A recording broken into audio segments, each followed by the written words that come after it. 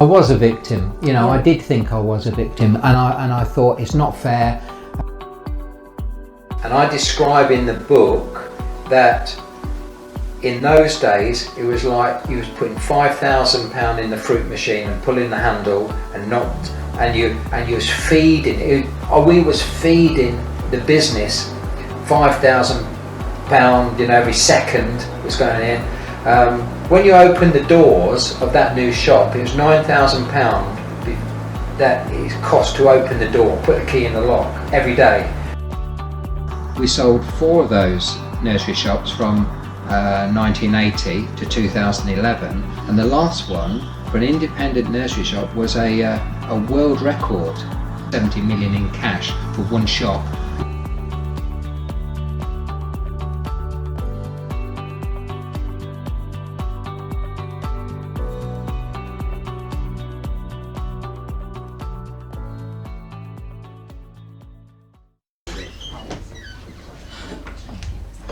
Awesome, good stuff everybody. So I am super excited for you to meet this absolute superstar of a man. I've known Neville now for quite a few years, and he's been an absolutely incredible mentor to me. His journey has been phenomenal. Okay, from on the tools to £100 million empire. His book is called The Answer Is Yes. Now, what is the question? It is a #1 bestseller. He has gone from 37p to £100 million empire. He did the largest independent partnership business transaction in the world, selling the company of his style for £70 million cash. If everybody would like to stand up for me, please. Get ready to cue the music. And we are going to share some love. Let's put your hands together for the one and only Neville.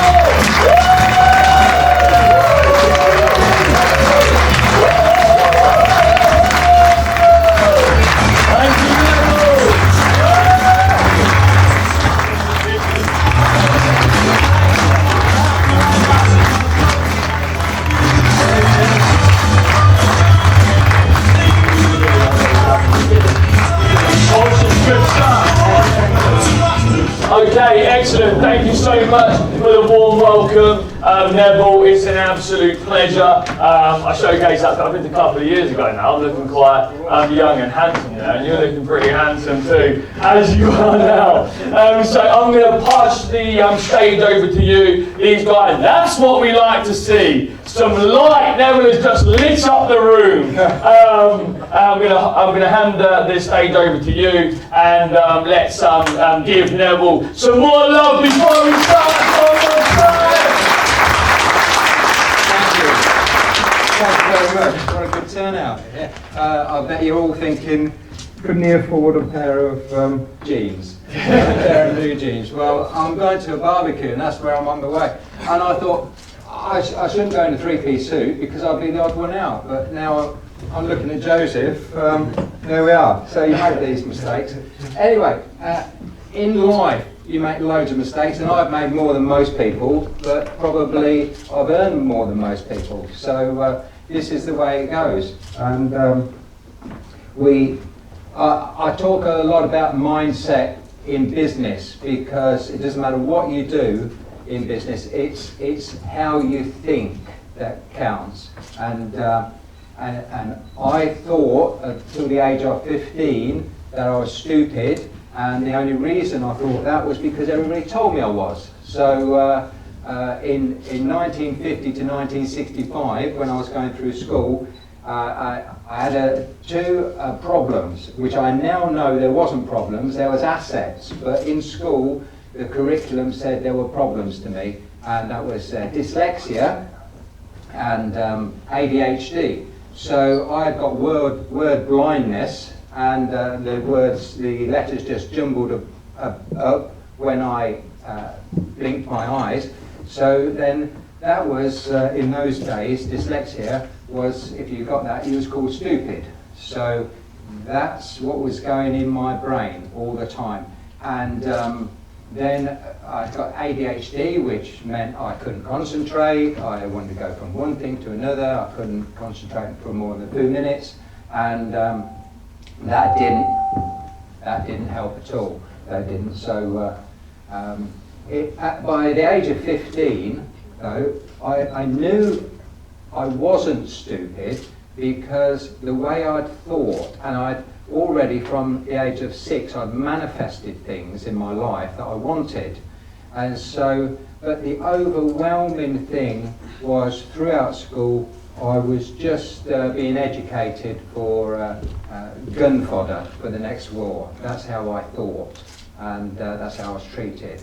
But come along at 15, I'd got my goals, and one was to get a job, because my mother and father said I had to get a job, even though I knew I could survive without one. So I just went down that route of getting the job, which was fine.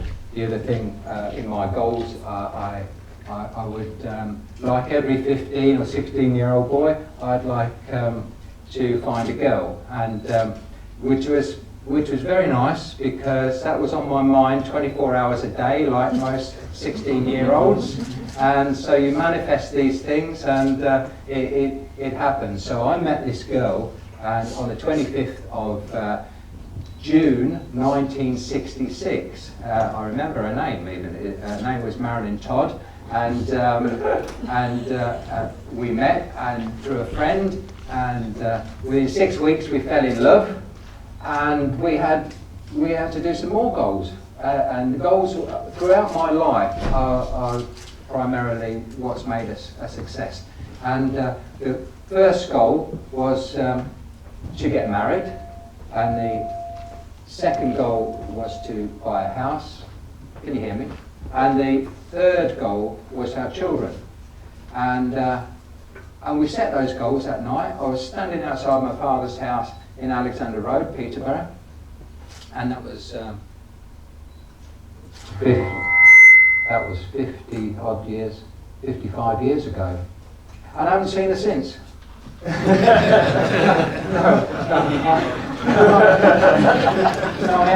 I have. I've been married 51 years now, so that was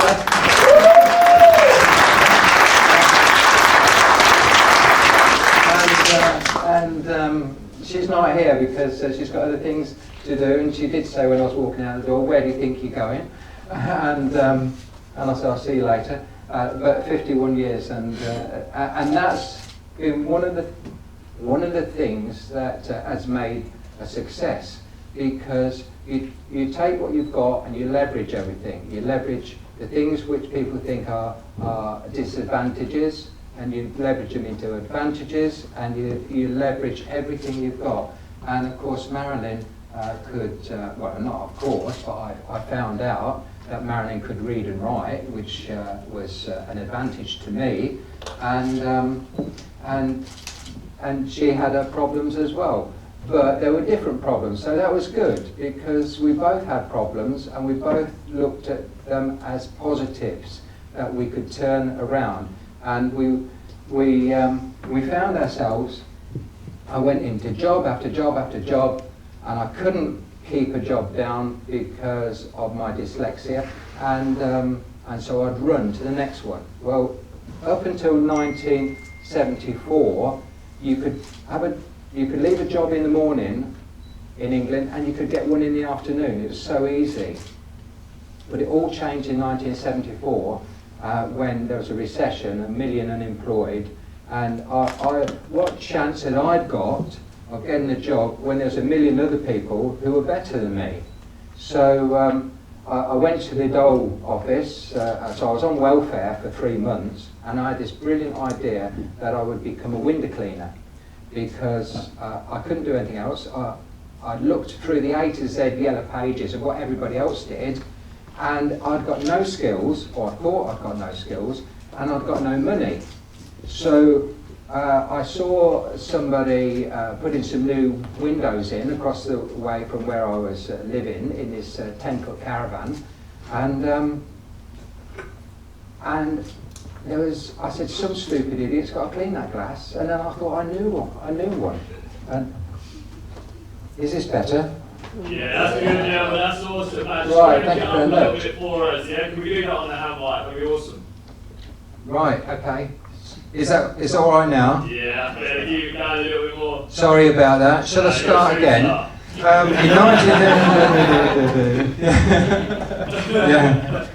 if anybody wants to hear that piece again or see it, then it's in my book. And it's called The Answer is Yes, Now What is the Question? And all the money goes to charity. So I've helped 21,000 people with that book. So I'd recommend you get it, you know. Thank you very much.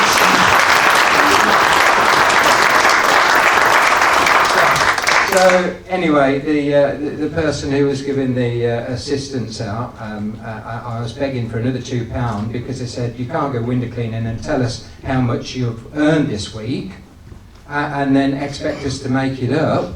So that's what I was asking. So I said I just need another £2 to feed my wife and child. And they said if you want another £2, have another baby, and then you get more benefits. Well, I couldn't afford to feed the one I'd got. So I was 24 years old then, hot-headed, and I told them where they could stick their benefits, and that day changed my life because I got no money, and I got on my bike in Peterborough where the Dole office was, and I cried all the way back home wondering what I'd say to Marilyn because I'd let her down, and then I stopped and I thought, no, sod them, you know, I will now, and I burnt my bridges, and I said I will go forward. I'll never ever go cap in hand to anyone again for any handouts. And this is another thing, you've got to tell yourself what you want, what you're going to do, and you've got to be determined to do it, because out of like 100 people who start a business, there's 80% who fail in the first year. And because they trip up, they make a mistake, somebody doesn't pay them, and they say life's not fair. And I can't, you know, they fail. And then 5 years, people have been in business 5 years, 80% of them fail. And then the few people that are left, after 10 years, who have made it, they just turn into sceptical people. But I was going to say sceptical bastards, but they're not. They're really gone through it, and they know how to survive. And then people look at them and they say, if I got that job that you got, I'd be all right. If I got that contract, I'd be all right. I'm just waiting for the deal to come up like you get. How come you get the deals? And they go, well, I've been in business 10 years, you know, or more, and the deals come to you, but everybody thinks they want those deals that you're getting after 10 years, and they want that knowledge, but you can't get that knowledge. You have to go through. I think it's like going into a theme park. When you go into business, you've got to go on all the rides, and you've got to get out the other side, you've got to go on all the rides, and it includes the House of Horrors. And everybody knows, you know, you can't stop on the teacups all the time in the fun fair. You have to go on the roller coasters, you have to go on the scary ones, and you have to go on the ones that frighten you to death. And that is in business. That's what you do in business. And you have to take that chance, and at the same time as taking that chance, you take the opportunities as well. And opportunities are all around, and this is what I've not been afraid of taking the opportunities, because when you're hungry, when you're first in business and you need that food. I was in a 10-foot caravan through the winter of 73, 74 with my wife and my 3-year-old daughter. And people used to say, how are you doing in that caravan, Neb? I go, all right, we've got running water. And they go, did you plumb it in yourself? I go, no, it's the condensation that's running down the walls every morning. And I took that disadvantage and made it into an advantage, because the thing is that I could survive in a 10-foot caravan through a winter with my wife and child. And if I could do that, then that was the standard that I'd put on myself. So everything else above that was a bonus. So nothing scared me in business of going forward, because if I failed, I would only go back to a 10-foot caravan and I could live in it. So there was no standard for me, which was one of the advantages. And that was in 1974. By 1982, I'd moved house several times. I built the business, and I bought the biggest and the best and the most expensive house in Lincolnshire, in Stamford. And people wondered how in the hell we'd done it. And one of the reasons was, well, they were on holiday, we was working. When they were sleeping, we was working. And we managed all the way through like we was in that 10-foot caravan.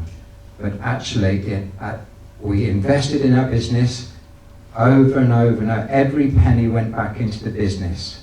And that's how we did it. So that was 1982. But before that, I employed. There was another thing that I wasn't afraid of, and that was employing people, because I couldn't do everything. Excuse me.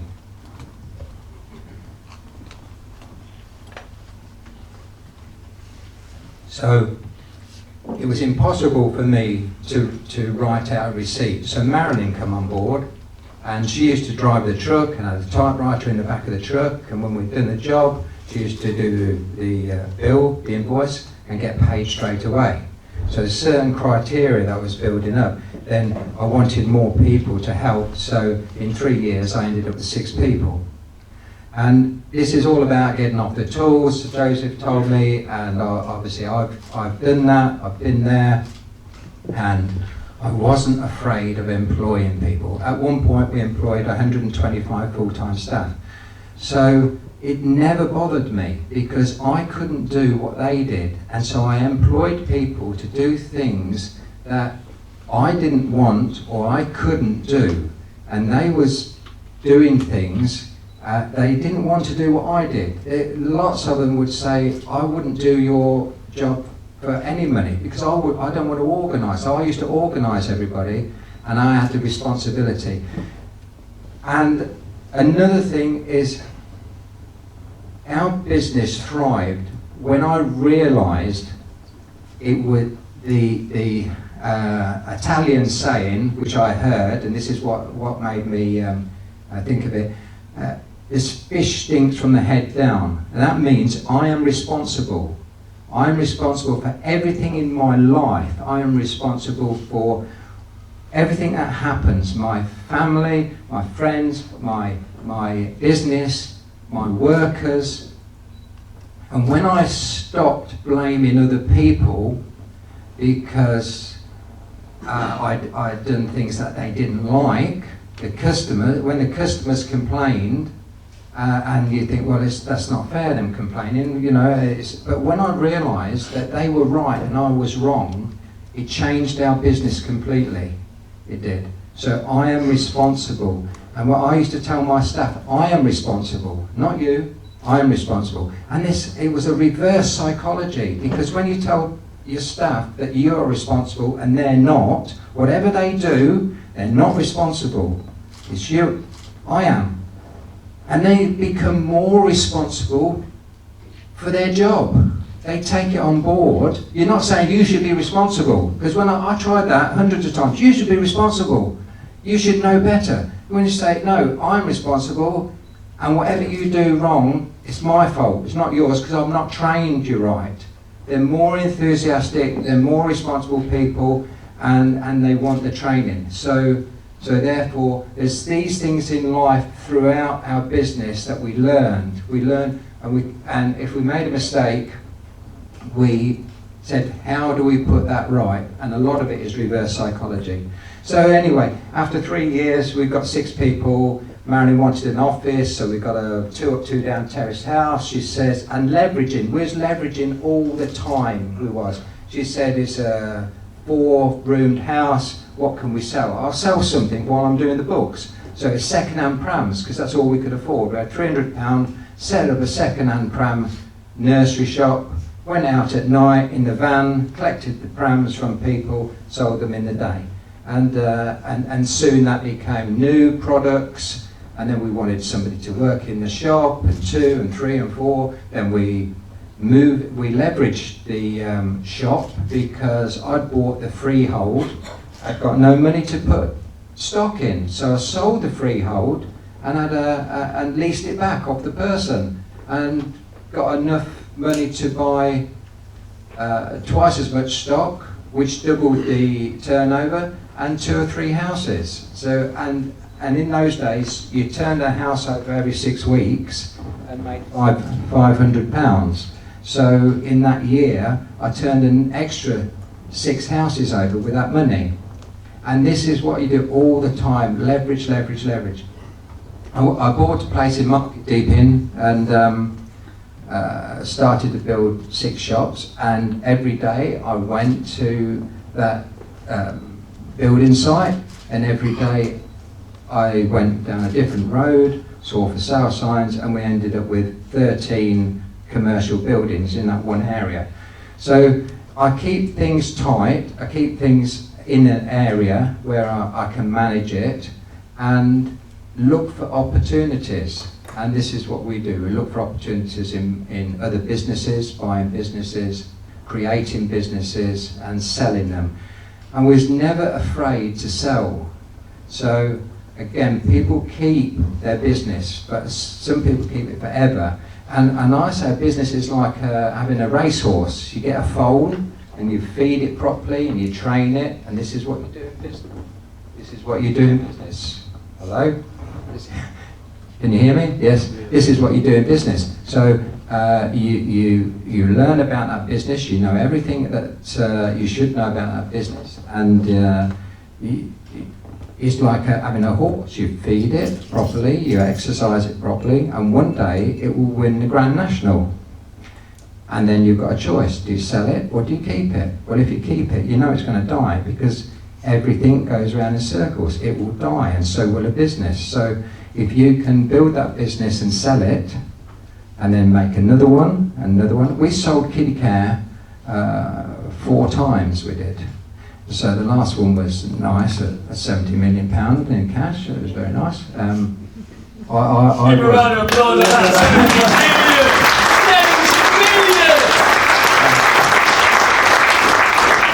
So that day I couldn't go in. We were paying the staff a nice bonus, we was, and I knew there would be a lot of tears. And that day I didn't go in. I was down, we've got 13 units, industrial units on one of our sites, and I was down in the main drains, jet washing them. I could not go in. I had to be with my lads, physically doing something. And one of the tenants come out, and he looked over the barrier, and I looked. It was a main drain, but it wasn't sewage. There was a lot of sand and muck in it.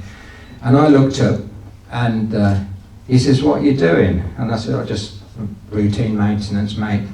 And he goes, "Is that you, Neville?" And I go, "Yeah." He says, "I just heard the 8 o'clock news. You sold your fucking business for £70 fucking million." And he goes, "Yeah, that's right, mate." What the fuck are you doing down there? And that was honestly, that was the only way I could cope with it, of doing something like that. But since then, we've been on to, we created a building business that we built 600 houses. We've got, we'd already got about £30 million worth of property along the way, while we was building kiddie care as well. And so therefore if we wanted some stock, I'd probably sell or mortgage a house, and if we wanted some more prams, if there's a deal, and then if we wanted to buy a building, we'd put a sale on and sell loads of stock, you know, because we was up into the millions and millions. So we could do this within, you know, a week. We could.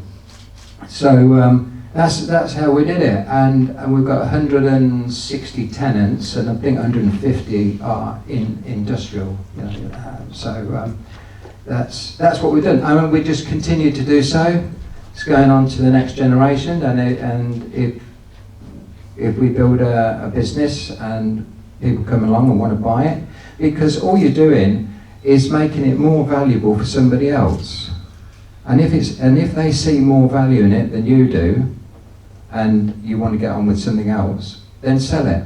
So coming off the tools, it was very interesting for me, because you have to train people, and it's like spinning plates. You get the plate spinning, you get all your contracts, you get your people working for you, and then you come away. And you come away for about two seconds, and then you have to go back and spin some more plates, because you've not trained them right, because the fish stinks from the head down. And then you come away because you've got all your plates spinning, and then you have to go back and come away and go back. But you're coming away for longer, and you're going back for shorter, and gradually that business is working. And you're off the tools, because as soon as you come off there, then you start employing more people to do what you're doing, book work or getting jobs or whatever. So it's a continual process of going up the ladder, and it's a minute-to-minute process. People go, I want to be a millionaire. I've got so many people, because I do mentoring, I go, I want to be a millionaire. Right, okay, when do you want to be a millionaire? Now. Okay, so there's a process, and there's a bit of fun to go with it. You're missing out all the fun, because what are you going to do with £1 million? Well, I'm going to sit on the beach and drink. You know, so is that going to be fun after 3 days? 4 days. So the journey is the fun of learning. And I never learned anything from school, only that the teachers had never left school. And since leaving school, I've learned. And I'm a great believer of education, and I want to educate myself every day. And whether it's in fitness, or whether it's in business, or whatever, food or whatever. So that's been our lives, and we continue on the road, and it doesn't matter what business you're in, it's the same thing. Education, I don't know whether, on my website I show you my mentors. So I've had mentors for ever since I can remember, and they're on my website at nevillewright.com. You'll see the people that I've took notice of, and in my book there's one guy, Carl Davis. Without Carl Davis, we would have never ever been successful in the shop, and it was just a stroke of luck that he told me what to do, and it changed my mind in 10 minutes. Another mentor, he told me something that's made us millions and millions of pounds, and I took no bloody notice of him for 8 years, and then I did it, and it's incredible. Again, that's in my book. And there's all these things that you think you know everything.